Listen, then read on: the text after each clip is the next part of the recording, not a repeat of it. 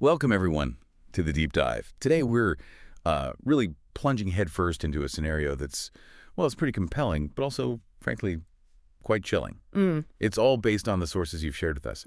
We're looking at a world that seems to be teetering right on the edge, not just from, the usual military conflicts we think about, but also from these really deep internal shifts. Shifts that could potentially reshape, well, everything. That's absolutely right. And our mission today for this deep dive is really to unpack these complex layers of global upheaval. They're laid out in detail in materials like Shadows of Conflict, A World on the Bork, and also that video file, World War III full video.mp4. Yeah. And these aren't just, idle speculations. They present a really stark, quite detailed look at potential forces that could be at play in a highly volatile geopolitical landscape. Right. It really pushes us to think about the underlying dynamics of conflict itself. And what I found particularly fascinating, maybe a little unnerving too, is how these sources draw a line between two different kinds of global conflict. Distinct, but also deeply tangled together. Right. So on one hand, you've got what the sources actually call World War II. Now, in this context, that really means a massive, large-scale military clash between major world powers. The kind of thing most of us would probably instinctively call World War III. That's a really crucial distinction they make. And they don't stop there. They add this whole other layer, which they provocatively label World War Z. World War Z, yeah. Not zombies, though, right? No, definitely not zombies, thankfully. Instead, this World War Z focuses on what the sources call systemic challenges and collective action to address existential threats. And sort of nested within that idea, a really critical element pops up, the commoner's revolution. And this is described very specifically as a bottom-up revolution. It's fundamentally challenging what the sources term an elite empire. So it's this deep societal transformation happening alongside and, in many ways made worse by the big external military conflict. So it's like an internal war happening at the same time. Exactly. This internal struggle, this conflict between the commoners and the elites. Maybe we could even call it World War Zero for clarity here. That's really one of the main threads we want to pull on today. It shows how those internal pressures and the external military stuff get completely intertwined. Wow. Okay, so what does this all mean for you listening in? Well, digging into these hypothetical scenarios, it actually gives us some really crucial insights, I think. Insights into the forces driving geopolitical tensions, the societal pressures that might be bubbling just under the surface, even in seemingly stable places. And, the different paths things could take in our, let's face it, increasingly complex world. We're not just looking at what might happen in these scenarios. We're trying to explore why these forces could matter so much for the fabric of civilization itself. Yeah, it's about understanding those connections, isn't it, between external threats and internal cohesion, and what happens when both are pushed right to their breaking point. Exactly. It's really an exploration of cause and effect, where military strategies on one side and societal discontent on the other, they aren't seen as separate things. They're forces that kind of feed off each other, influence each other, and potentially accelerate this massive global change. The sources really suggest a kind of feedback loop. A feedback loop. Yeah. Where one type of conflict just makes the other one worse, creating a crisis on, multiple fronts simultaneously. Precisely. A truly global crisis. Okay, so let's start unpacking this vision of global military conflict first. Right. The World War II or World War III part. The sources, they paint this picture of an imminent first strike threat. It honestly feels like something out of a high-stakes movie, but it's presented with this alarming level of strategic detail. It really is. The core of this part of the source material focuses on a hypothetical war plan, a first strike specifically, orchestrated, according to the sources, by the Russian Federation against the United States and its NATO allies. A first strike. Yeah, and what's really striking is how it's depicted, not as some slow, gradual escalation, but as something incredibly swift, decisive, almost immediate catastrophic action, aiming for a really rapid, overwhelming victory. And here's where it gets really bold, doesn't it? The sources state that the Russian Ministry of Defense is depicted believing that, get this, a total defeat of all United States military forces could be achieved in about 3 weeks. 3 weeks. If, as they say, President Putin were to activate a first strike war against America and its NATO allies. I mean, when I first read that time frame, 3 weeks to defeat the entire U.S. military, frankly, it seems almost unbelievable. Audacious is the word. What do the documents say about how that's even supposed to be possible? That's a critical question, and it really points to a fundamental shift in military thinking that these sources are envisioning. The sheer ambition, the confidence embedded in that assessment is quite something. Yeah. The plan itself is described as, and I'm quoting here, a masterstroke, a daring first strike war plan that promises to cripple the United States military in a matter of days or weeks. Cripple in days or weeks. Right. That language, masterstroke, daring, it suggests a highly calculated strategy. High risk, sure, but also high reward. Designed for that overwhelming, swift victory to basically bypass any chance of a prolonged fight, maybe even bypass traditional ideas of deterrence. So the idea is to hit so hard and so fast that the other side just can't respond effectively. That seems to be the core concept. Deliver such a shock that a coordinated counter-response becomes, well, effectively impossible. And the objectives laid out are incredibly specific, too. It's not just random bombing. It sounds like a surgical approach aimed at taking out critical military capabilities right at the start. Exactly. The plan, as it's detailed in these sources, calls for the immediate destruction of U.S. Navy aircraft carriers. Carriers, right. Which are, they're central to projecting American power anywhere in the world. Right. What's the strategic thinking behind hitting those first guns? Well, aircraft carriers are much more than just ships, aren't they? They're floating air bases, they're command centers, they multiply force projection.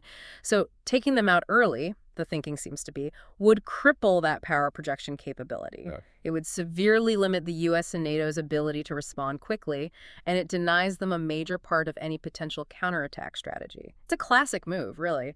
Blind and disarm your opponent's most powerful offensive tools right away. Makes sense. Yeah. And it doesn't stop there, does it? No. Beyond the carriers, the plan also includes the neutralization of military satellites. Satellites, so communications, intelligence. Everything. This isn't just about blinding and deafening in a simple way. The sources seem to imply a really sophisticated attack, maybe cyber, maybe kinetic, designed to cripple a nation's entire C4ISR capability. C4ISR. Command control, communications, computers, intelligence, surveillance, reconnaissance. Basically the nervous system of a modern military. Precisely. Without that real-time situational awareness, without secure communication, even the most advanced forces are essentially fighting blind. Coordinated defense becomes almost impossible. That would be absolutely devastating. Utter chaos. And then there's another piece, the strategic takeover of NATO heavy arms depots. What's the significance of that? Well, that's a really interesting objective. It serves two purposes, doesn't it? First, it deprives NATO forces of vital equipment they'd need to fight back or sustain a defense. Right. It takes away their ammo, their tanks. Exactly. But second, it potentially supplies the attacking force with weapons and equipment that are already positioned forward. It could accelerate their advance and simultaneously cripple the defenders' logistics. It's a double whammy. Crippling the enemy while fueling your own advance. Yeah. That's quite a strategy. It is. This combination of targets, carriers, satellites, depots, it really suggests a strategy focused on decapitation, logistical strangulation, and maybe even rapid resource acquisition. It looks designed to create this cascade of failures where losing one capability makes everything else much more vulnerable. And the sources don't just leave it theoretical.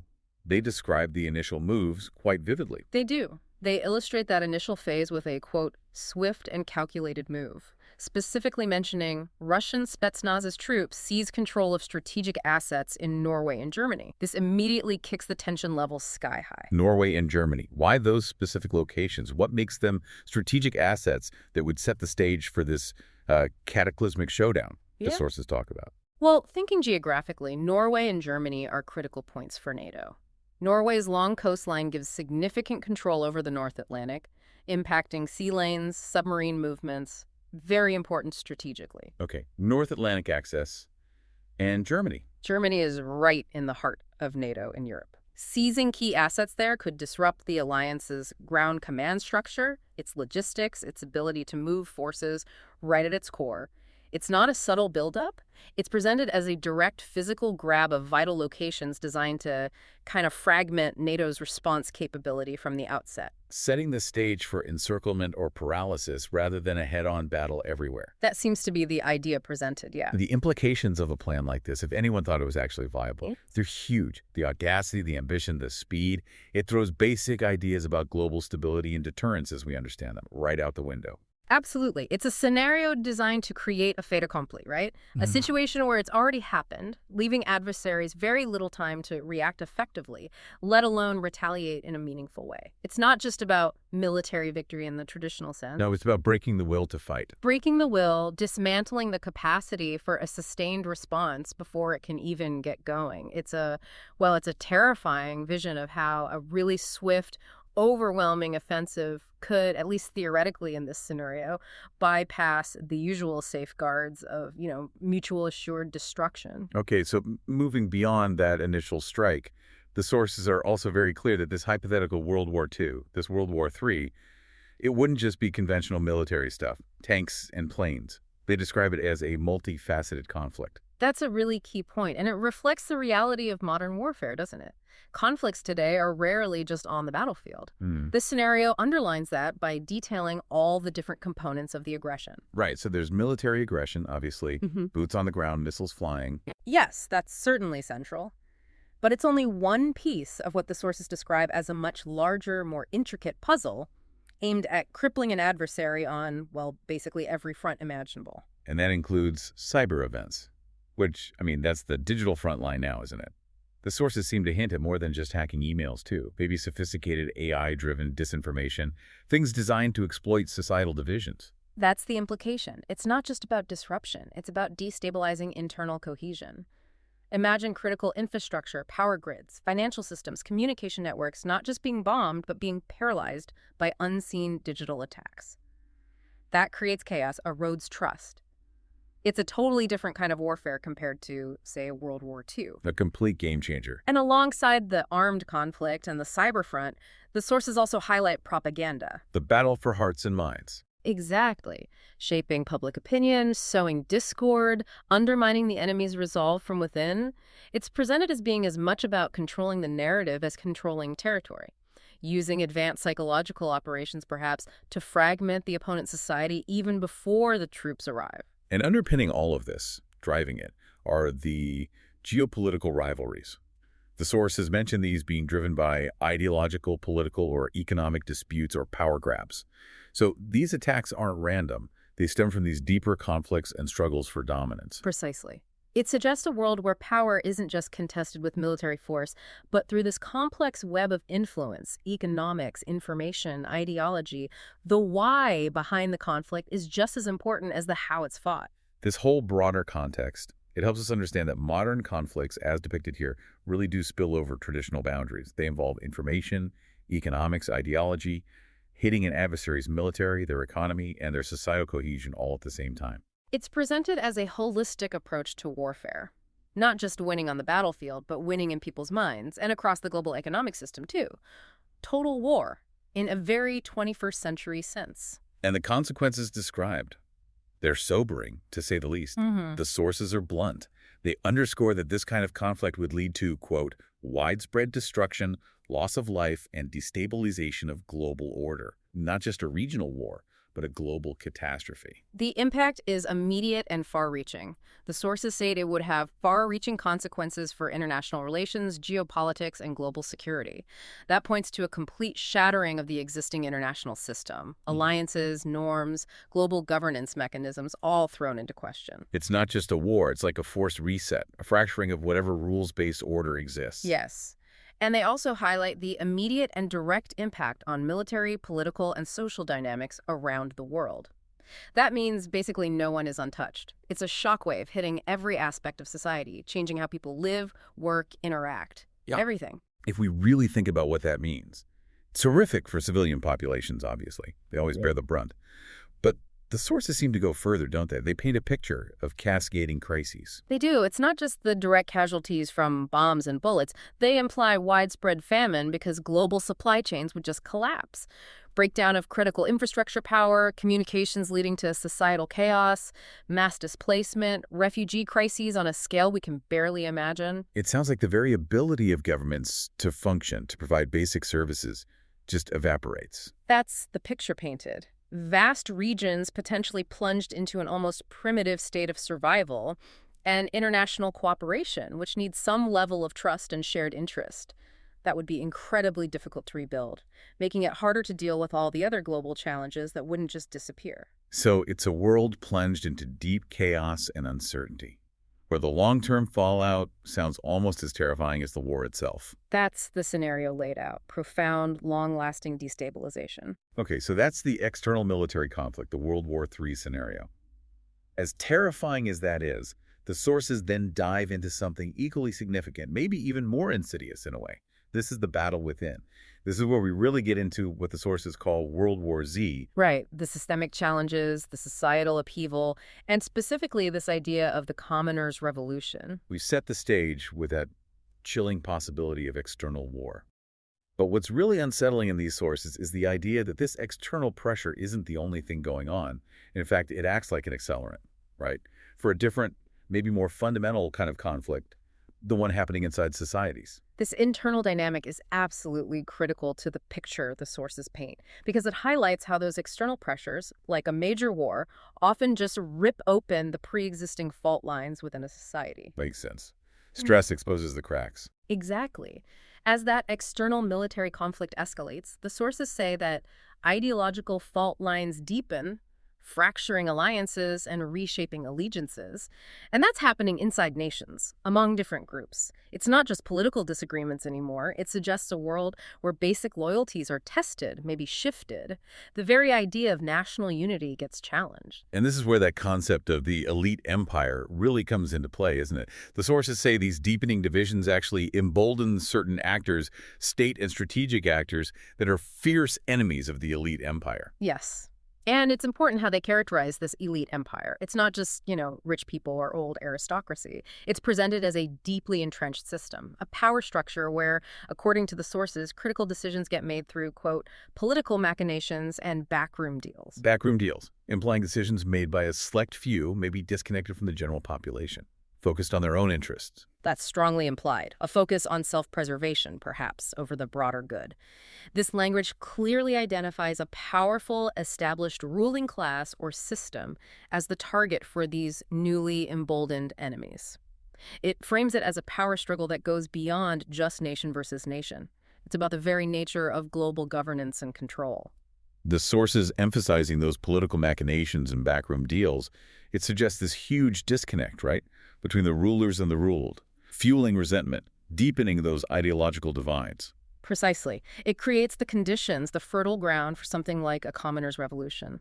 It sets the stage for conflict not just between nations, but deeply within them, challenging the existing power structures, the legitimacy of those in charge. This is the seed of that internal conflict, that World War Zero. Wow. Now, amidst all this external chaos, the sources then describe another battle, a different kind, maybe even more disturbing, happening within the ranks of the U.S. military itself. Yes, this part is quite striking. It posits that even a really formidable military force can be critically weakened from the inside out. It's like a parallel to the broader societal breakdown. So what do they describe happening? The sources detail allegations of sexual deviancy and gender experimentation that are said to, quote, cast a shadow over the once feared fighting force, sowing seeds of doubt and discord.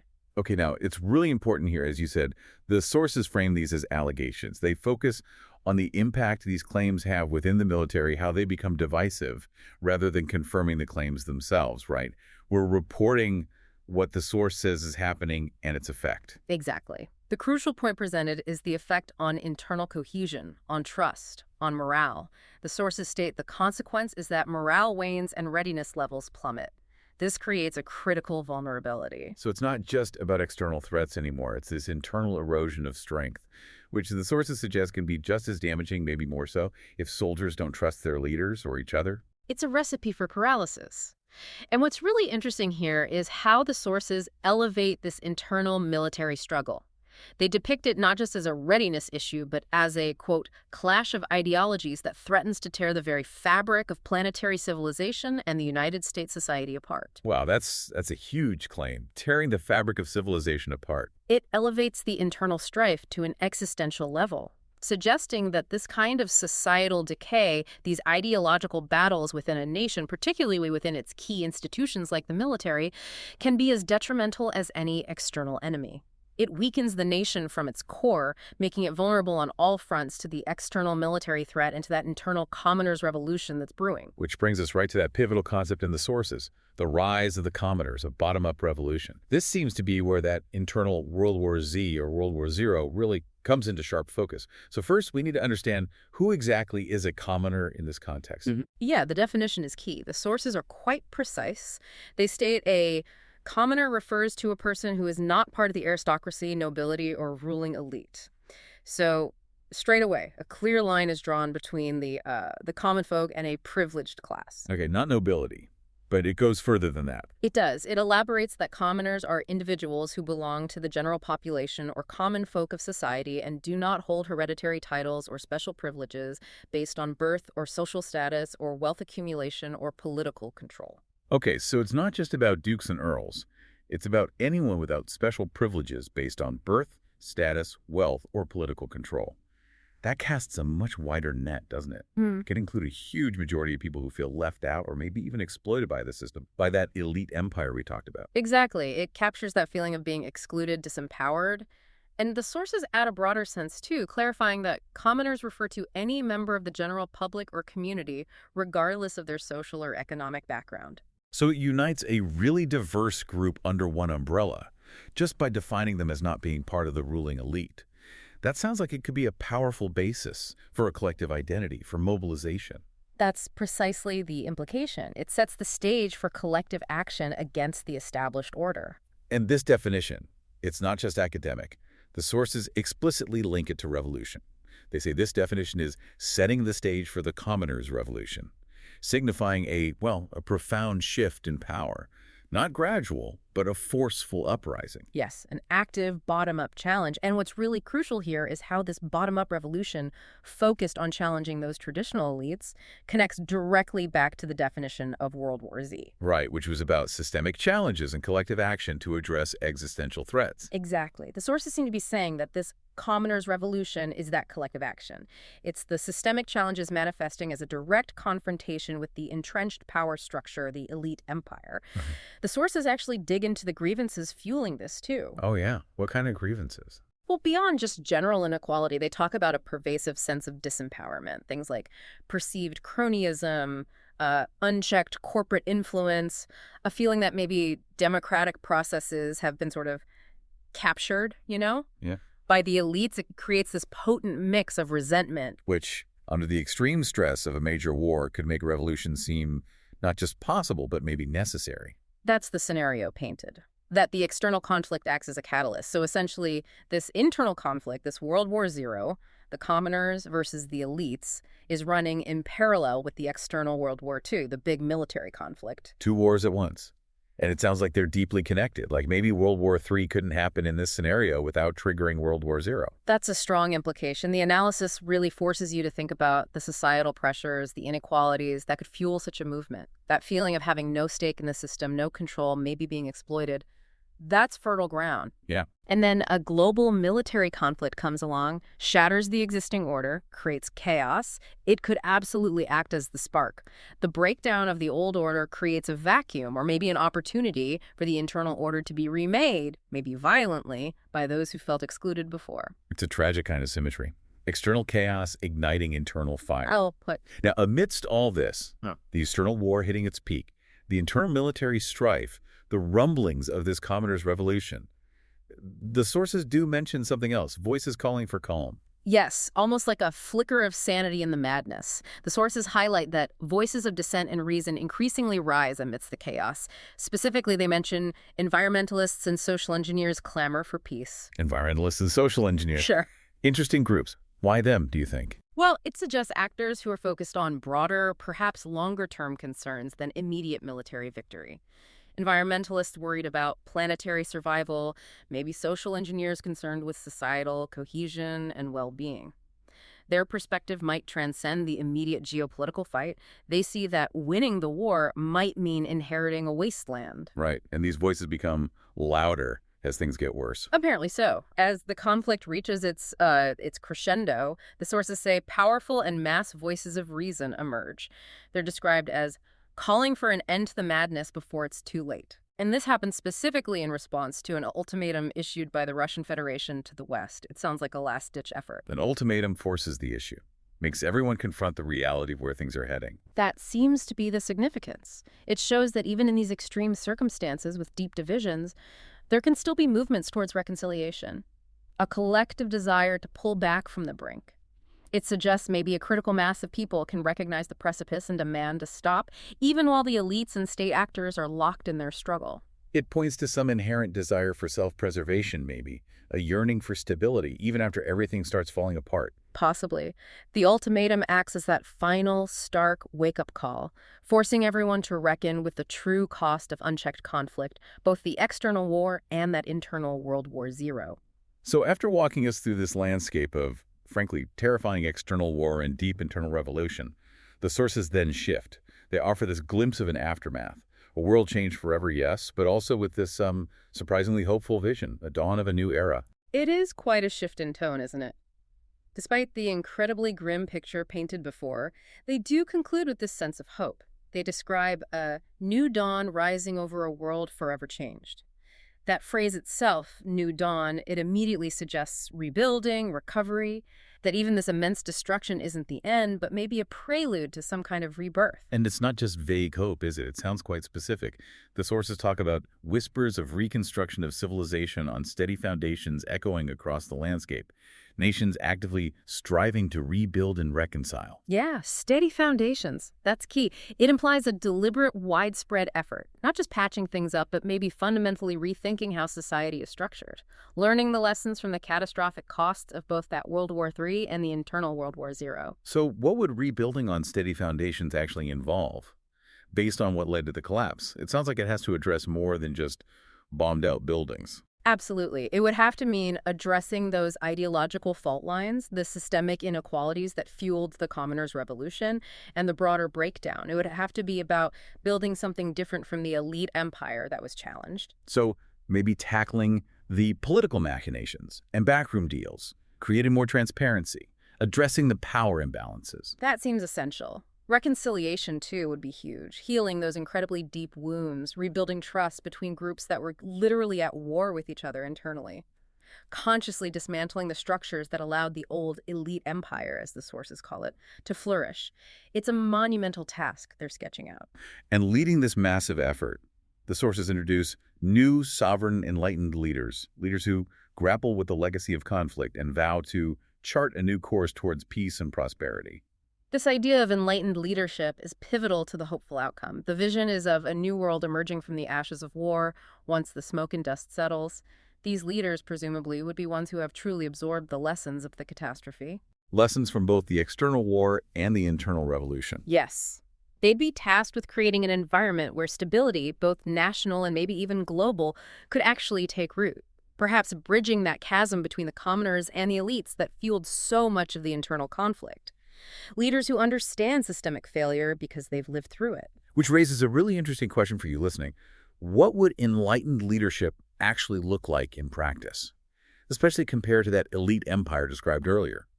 Would it be leaders who came from the Commoners' Revolution, or some reformed version of the old system? It's a great question. The sources imply a real departure from those backroom deals, so perhaps characterized by transparency, a genuine commitment to fixing the systemic problems, a focus on unity, not division. Leadership that actually responds to the systemic challenges that drove World War Z, not just papering over the cracks. Right. Maybe more decentralized power, more direct participation, perhaps even some kind of global body focused on the common good rather than just national interests. The sources don't specify, but they point towards a fundamental shift. So ultimately, after this whole harrowing journey, global war, societal collapse, revolution, the sources bring it back to something quite fundamental: human resilience. Yes. It's a powerful concluding message, isn't it? A real counterpoint to all the darkness described earlier. What's the core message there? The core message seems to be humanity somehow finds strength in unity and resilience in adversity. It suggests that even after unimaginable devastation and division, there's this inherent capacity within people to overcome, to rebuild. Especially, perhaps, the common folk who drove that revolution, a collective spirit rising to the challenge. That's certainly implied, a shared desire for a better future driving the reconstruction. It's presented as a testament to the enduring human spirit, really. A belief that even in the absolute darkest times, the drive to build something better can prevail. And it reframes everything. The sources say, in the end, it is not the conflicts that define us, but the courage to rise above them and build a better world for future generations. Exactly. It shifts the focus from the destructive power of war and revolution to the constructive potential of humanity afterwards. It's like a hard-won wisdom, isn't it? Earned at an almost unthinkable cost. Recognizing that the ability to rebuild, to unify, is ultimately more defining than the ability to destroy. Yeah. It provides this crucial philosophical anchor, suggesting the real test isn't just surviving conflict, but actively choosing to learn from it. To rebuild trust, not just buildings. To foster a unity that transcends the divisions that caused the catastrophe in the first place. It points towards a transformation driven not by the old elite empire, but by the collective will of the people who experienced both World War III and World War II, and now understand deeply what a steady foundation truly requires. Hashtag tag tagged outro. Wow. Well, that was quite a deep dive. An incredible journey through a vivid and, let's be honest, pretty unsettling hypothetical future based on these sources. We've really explored that dual nature of the conflicts they describe. On one side, that external, massive military clash, the World War II scenario in the sources, but what feels like a potential World War III to most of us, with those chilling first strike plans and just devastating global consequences. And then running right alongside it, we dug into that profound internal upheaval, the World War Z manifesting as the Commoners' Revolution, or World War Zero as we've called it, that bottom-up challenge to the elite empire fueled by systemic problems, ideological splits, showing how internal societal pressures, decay even, can be just as destructive as any army. Yeah, and how they interact, how these societal forces and the geopolitical ones aren't separate tracks, but they feed each other, shape each other, maybe in a catastrophic spiral, but leading eventually in these sources to this hopeful vision of, enlightened leadership and reconstruction. It's a stark vision these sources offer, isn't it? Not just about potential future wars, but about the fundamental challenges to stability, to societal harmony that might exist right now, today. They really make you think about the fragility of our system. And also the resilience of the human spirit, maybe. True. Prompting us to look closely at the foundational issues that could, if ignored, lead to the kind of breakdown described. So as you, our listener, reflect on this journey through a possible, albeit hypothetical, future, here's maybe a final thought to mull over, sparked by these sources. How much does that new era, they describe the one with enlightened leaders rebuilding on steady foundations, how much does that depend on the complete, total upheaval of the old order, the absolute collapse of that elite empire? That's a heavy question. What's the true cost, or maybe the profound opportunity involved in such a radical transformation? And maybe more relevant to us right now. What systemic challenges, what potential seeds of World War Z are we collectively addressing? Or perhaps more critically, what are we ignoring right now? Things that might be setting the stage long before any shots of a World War III are ever fired. Lots to think about there. Until next time, keep digging, keep questioning, and keep making those connections.